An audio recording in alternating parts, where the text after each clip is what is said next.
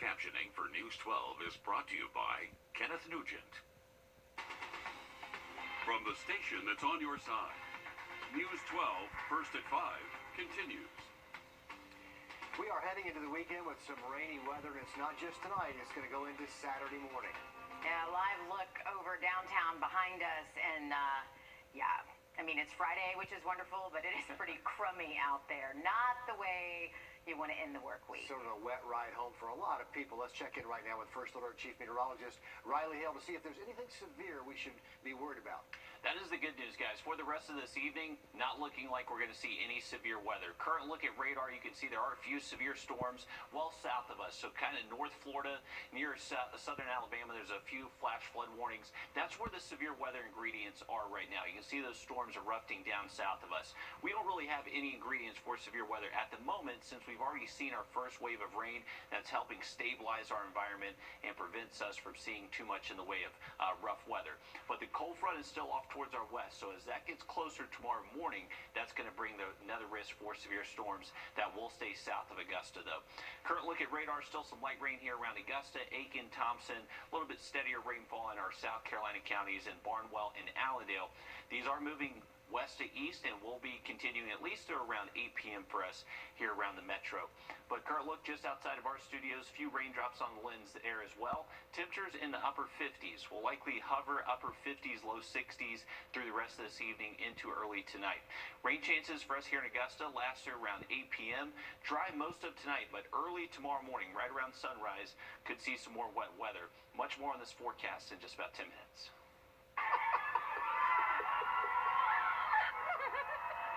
Oh, such a big day for so many young people. Smiling, happy faces, some tears of joy and relief, too. Today, the most important day for fourth-year medical students. How about that celebration? Med students and their families showing up at SRP Park to open the Letters of a Lifetime. That is the annual rite of passage to find out where they're going to head next for their training in their specialty. We have seen the pandemic drive people out of the healthcare field, but these students are going in head first for their calling. Our Celeste Springer shows us these special moments. We often think of doctors as stoic, level-headed. But today, just for a little bit, these future doctors, well, they gotta be a little silly. In the sea of med school students dressed in costume, we find Henry Twilight. In just a little bit, he's going to find out where he's spending the next few years. Super excited. A lot of apprehension, a lot of nerves, a lot of hard work. Last 4 years, all to be sitting right here to know where we're going for the next 5 years, it's wild, it's crazy. One by one, everyone received their envelope and sealed inside their future. It's burning in my hand. I mean, this is going to be probably 5 to 7 years of my life is going to be in this city. They cheered on their friends, but they all had to wait until exactly 12 o'clock to open theirs. What you probably don't know is Henry's wife there, she's pregnant. These tears here are ones of joy because Henry and his wife will stay in Georgia, close to family as they start their own. And they're not the only ones with tears flowing. Christian Cullen is headed to the general surgery residency program at Harvard. I can't even imagine. I don't have any words. I don't have any words. I really cannot believe that's a possibility. And behind all those possibilities, proud families. Joanna's the MVP. She's carried us this far, so. Biggest cheerleader, that's for sure. Yeah, for sure. How about that? What an emotional time. 98% of MCG grads have found a residency program. That's a great number. Yeah, and here is the important number. 26% of them will be staying in Georgia for the first postgraduate year. So they were trained here, and then they'll be staying here for that first year. And hopefully that will launch into a career Right. here in the state, which is a really important thing. We need those doctors. But congratulations Yeah. all the way around. Big day today. Fantastic. A lot of hard work paying off.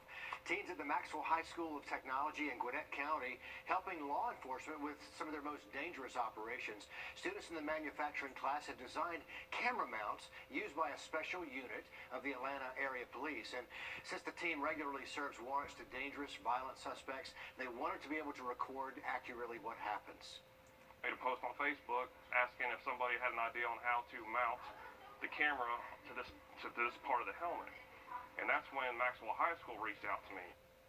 Yeah, that high school group used 3D printers to make the camera mounts that hold flashlights and communication devices in place. And they're such a hit, the department will be placing more orders for these mounts in the coming months. Look at that. A high school project. Yeah, wow. The Richmond County Coroner's Office is investigating after a man was found dead in the driveway of a Hephzibah home early this morning. The victim has been identified as a 25-year-old man. His name is Alan Newsom.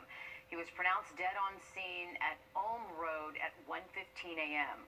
We're told he did have a gunshot wound. An autopsy is scheduled at the GBI Crime Lab. Atlanta police looking for a man they say is responsible for killing a woman. Investigators say the fatal shooting was sparked by an argument over a bowling ball. The woman was there for a birthday celebration there at the bowling alley, and at some point in the evening got into a fight that escalated. So far, they've not released the identity of that suspect, but they believe they're close to making an arrest. A young lady has lost her life tonight as a result of an argument over a bowling ball. We talk about conflict resolution time and time again, and once again, this is an escalating dispute in which a young lady has lost her life over a bowling ball. An absolute waste. Police do have evidence of the incident, including, they say, video surveillance they're looking at now. The U.S. government is another step closer to renaming Fort Gordon and other military posts with names tied to the Confederacy. Here's a few of some of the names being considered. A federal panel narrowed down the list from more than 34,000 to just 87. If you want to see the full list of names, we have them posted for you on our website. The next step, that's for the federal panel to give Congress their final list of recommendations by October 1st. This morning, Aiken held a breakfast for the Aiken Thoroughbred Museum and watched training horses. People at the breakfast at the Gallops could see younger and some older horses getting ready to head out to racetracks all over the country. Local trainers were there to talk about their methods for teaching horses. This is a great opportunity for 2-year-old horses to get the experience of what they get when they get to the tracks. Tomorrow is the Aiken Trials. There will be multiple horse races. It was canceled last year, so they say they're expecting a big crowd tomorrow. The Special Olympics makes a comeback in Columbia County. The organization works to serve athletes with special needs, and today they were at Lakeside High School with kids from elementary school on up. Laura Warren and I were there to help with these opening ceremonies and had a good time doing that. It's been 2 years, since these students have gotten to compete locally. They're hoping state and regional competitions of Special Olympics will be back next year. But today they got the chance to have some fun and compete right here at home. Oh, and it's such a fun day. So glad they got to be back on the field. Nice weather this morning. And the track, yeah. We're taking a look at some of our local weekend events. Plenty to do here at home. On Saturday, the Good Shepherd Food Bank, that's at their Olive Road location, starting at 10 a.m. They're hosting a food giveaway. Also on Saturday is the Unite the Fight Against Cancer Walk. This is at the AU Health Sciences campus. The walk starts at 11 a.m. I'm going to be there, so I hope you stop by. Later that night is Spring Wingets at SRP Park. There'll be food trucks starting at 1 p.m. The women's NCAA tournament starts today. We're going to have a look at how teams from right here in the two-state are doing. It's all ahead next in sports, Riley. And we do have a first alert continuing for our southern counties heading into early tomorrow morning and through around midday Saturday. Update on that forecast just after the break. Time and temp. Remember, Georgia, we got you covered. Now, your first alert weather with Chief Meteorologist Riley Hale.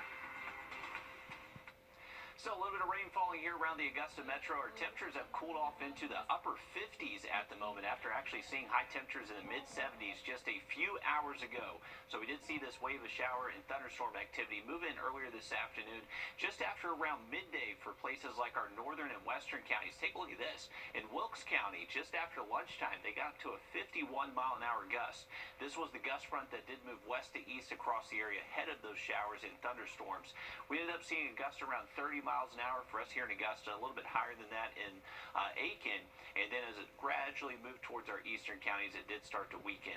And we're not really seeing much in the way of strong gusts at the moment, and mostly less than 30 miles an hour for most of us. And as we continue into tonight, we should dodge the severe weather threat through this evening, but into early tomorrow morning, we could see some of these storms regenerate. Here's a current look at them. So generally just light to moderate rainfall across the area. Nothing all too heavy, so not much of a flood threat with this first wave moving through. We do have a number of severe weather reports, so south of I-16 in South Georgia. That is where the severe ingredients are at the moment. As we continue in tonight and early Saturday, that severe weather environment is going to start moving in from the southwest. So into tomorrow morning, we could see our atmosphere destabilize once again. Could see a few stronger storms out there. Now, the threat for severe weather on Saturday is not for everybody, only for people mainly south of I-20 and far reaches of our viewing area. So Barnwell, Bamberg, Allendale, Screven, Jenkins, Emmanuel County, possibly portions of Burke, but that threat really looks to remain south. We'll continue that threat for an isolated severe storm that could produce some strong wind, large hail. Can't rule out a tornado, but that threat is fairly low at the moment. Here's a look at these showers and storms moving east the rest of this evening. Mostly dry as we head towards around midnight. We'll likely see a break in the action, but then as we head into early tomorrow morning, this is going to be our main cold front. So ahead of the front, we'll continue to see a few showers generate. So can't rule out a few raindrops out there even for us here in Augusta, as we do see that sunrise early tomorrow morning. As we continue towards lunchtime, that front's going to gradually be sinking south and taking the storms with it. So those southern counties we are looking at in the first alert, they have the potential maybe to see a stronger storm or two on Saturday. For us here in Augusta, really looking like we stay dry pretty much all day long. There'll be that threat for a quick shower early into the day. Most of the day for us here in Augusta, anywhere north of town, staying completely dry, but it will be pretty windy out there. Wouldn't be surprised if we do see a lake wind advisory for our Saturday. Much nicer weather on Sunday. Those winds will calm down. Sunshine sticks around, and high temperatures very comfortable into the low 70s. Get ready for another winter blast, though, Monday morning, waking up in the 30s. Thanks, Riley. Basketball fans are pretty happy these days. The NCAA women's tournament started up today. South Carolina and Georgia Tech all in action. Nick Proto is here with the results from day one. We've still got to wait a little while for Georgia and Georgia Tech. Both those games start at 7:30, but the Gamecocks drew the early slate today against Howard. South Carolina became the first team since UConn in 2018 to go the entire season ranked #1 in the AP poll. And they're the favorites to win it all this year. And South Carolina made quick work of 16-seeded Howard today, picking up win number 30 on the year. This game was 44-4 at halftime. The Bison were just outmatched in this one. The Gamecocks advanced to the round of 32 for the 10th straight tournament. South Carolina will play Miami Sunday after the Hurricanes beat South Florida earlier this afternoon. And like I said, Georgia and Georgia Tech play a little later this evening. Both those games start at 7:30. The 6th-seeded Dogs take on Dayton in Iowa. The 9th-seeded Jackets look for a mini upset in California against Kansas. With a win, Georgia would play the winner of Iowa State and UT Arlington. And with a win, Georgia Tech would play the winner of Stanford and Montana State. And coming up on News 12 at 6 o'clock, we'll hear from the Augusta University men's basketball team as they get ready for the Division II Elite Eight in Indiana. I'll see you back here then.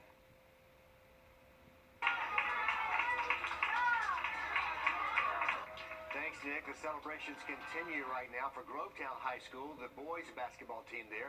Today they traveled to different schools in the area for a parade after becoming the 6A state champions. They won the title last week in Macon. It is a first for the high school and for Columbia County as a school district. So yes, they're going to celebrate in more than one school. And I love the younger kids looking up to the older kids. I mean, there's a future generation of basketball players lining the halls, congratulating them. Some young fans, all excited. Yeah. All right, now you can spot a robocall from a mile away, right? Well, scammers are taking a different approach because they know that. Coming up on What the Tech, we'll show you the new texting scam you need to watch out for. The pandemic brought more than COVID, more violence at schools, more guns at schools. We started seeing this pretty significant uptick. School violence on the rise, pandemic pressures, Monday on News 12 at 6 o'clock. State Superintendent Molly Spearman is not running for re-election. So far, one candidate has officially filed to run, but more have announced that they plan to run.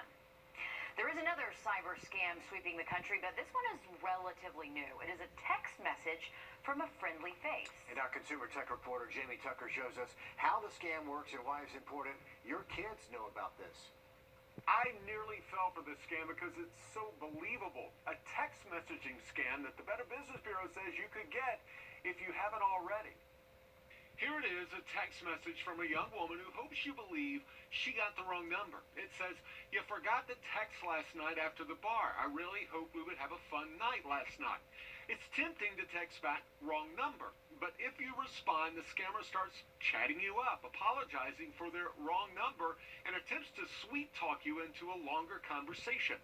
It's a combination catfishing scam where someone pretends to be someone else and a smishing scam to lure you over a text message into sharing account information or installing malware. It's a more effective scam than these fake texts asking you to click a link because it's perfectly reasonable to get a text from a wrong number. I played along for a bit with this texter who thought they'd sent a message to someone about a Porsche they ordered. When I responded they had the wrong number, they said I seemed nice and wanted to know where I lived. Another friend received this text from someone asking if they were the person they met on a walking trail, and they must have entered the wrong number. If you continue with the conversation, they'll ask you for your name and where you live. They already have your phone number, of course. They could try to meet or exchange photos. Whatever their end game is, you don't want to be part of it. Teenagers are especially susceptible to catfishing scams, so you'll want to warn them because they probably won't tell you until the scam goes too far. That's What the Tech. I'm Jamie Tucker. This one's a little bit more believable. Right. That you want to get the card. And like Jamie said, you don't want any part of it. Yeah, you don't. If you get a text like this, you can block the number, but it might not help. Scammers can use different numbers, of course, to send the same text. Jamie says the best thing to do, delete it and don't even respond. Well, earlier this afternoon, we had a very impressive shelf cloud move across the region. Really appreciate all your pictures and videos that y'all have sent us of this very impressive cloud cover moving in earlier today. Now look at our forecast heading into the weekend just after the break. Well, heading into the weekend, we do have a low risk for a few stronger storms early tomorrow morning. That would mainly be for areas south of Augusta, so places like Screven, Jenkins, Allendale County. That's where there would be the threat for an AM storm. Breezy out there tomorrow, and temperature-wise, going to be warm 70s for the weekend forecast. As we head into next week, staying with sunny skies on Monday, and then later into the week, more storms possible by Wednesday. Already have a first alert in effect. Keep it here for updates through the weekend. Riley, thank you very much. The governor just signed it, so gas prices will be falling in Georgia, and everybody's ready for some kind of relief at the pump. That's after the break when Laura Warren joins me for News 12 at 6 o'clock. Lower prices just ahead.